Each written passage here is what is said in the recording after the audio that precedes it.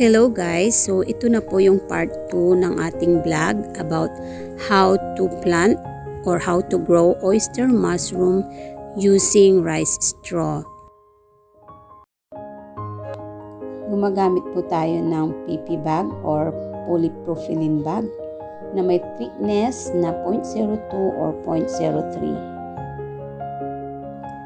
Kailangang makapal kasi ipapasteurize natin ito ng ilang oras. Tinutupi po natin yung puwet ng PP bag para mas maging maayos at mas maging maganda pong tingnan yung ating protein bag.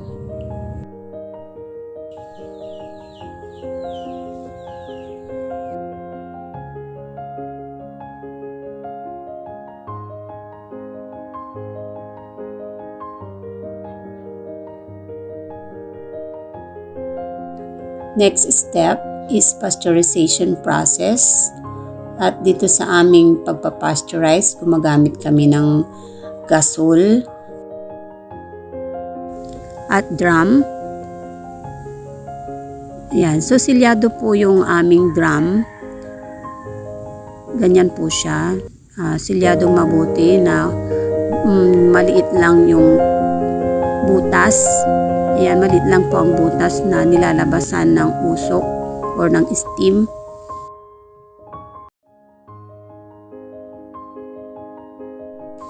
Two hours lang po yung pagpapasteurize at dapat po at least nasa 100 degrees Celsius yung init sa loob para mamatay po lahat ng mga bacteria para maiwasan po ang contaminations. Guys, so ito yung mga kailangan natin sa pag-inoculate ng spoon. So, ang gamit nating spoon ay oyster mushroom brown variety po ang tatanim po natin ngayon. So, yan po, nakabuti po siya. Ayan. At kailangan din natin ng denatured alcohol. Yan po, denatured alcohol po yan na bumili lang po kami ng lampara sa palengke. So, kailangan natin ng denatured alcohol para pangtaboy ng mga bakterya sa paligid, lalo na dyan sa itatanim. So, para hindi po makontaminate yung mga tatanim po natin. So, meron din po tayong alcohol. Ayan, importante po yung alcohol pang disinfect sa mga gamit like yung stick o yan po. Actually yan po ay chopstick. So kailangan po kasi ng metal or stainless sa pagkalikot o pangkutkot doon sa spoon. Yan. So kailangan din po natin ng rubber band. Ayan po, rubber band para pagtali o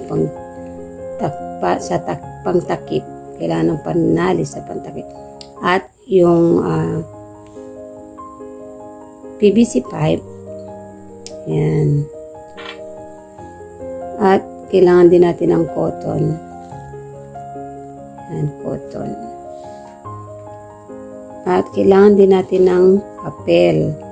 Pangtakip din po. Bago tayo magtanim guys, ay linisin muna natin mabuti yung paligid. Disinfect natin using alcohol, lalo na yung patungan.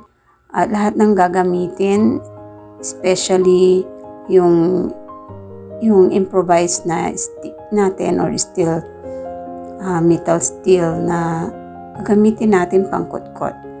So yan, dapat malinis talaga lahat para makaiwas tayo sa mga contaminations. Punasan nating mabuti ng alcohol yung metal steel na gagamitin natin sa pangkutkot sa spoon. Idarang natin sa apoy yung lid ng bottle. Ginagawa natin ito para maiwasan yung contaminations, para mamatay yung mga germs or bacteria.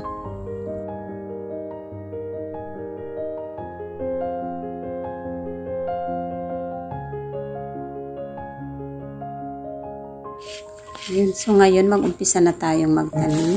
Sana natin yung tanim guys. Ayan. Spoon.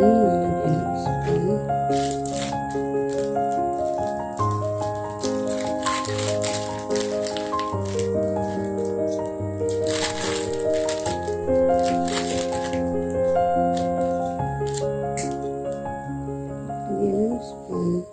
Sasarang mabuti yung water, spoon, saka PVC. Na din, kailangan ng PVC pipe.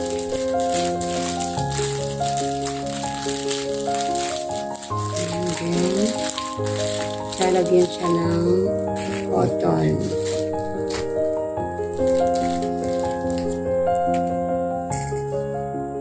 Pwede naman guys yung yung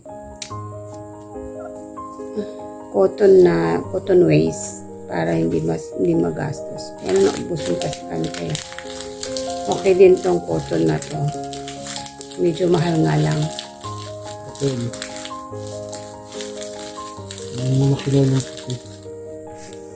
Tsaka kailangan din ng papel para ipangtakip para mas protektado. Hindi makapasok yung mga insects or ipis o ano man na para hindi makontaminate yung ating fruiting bag.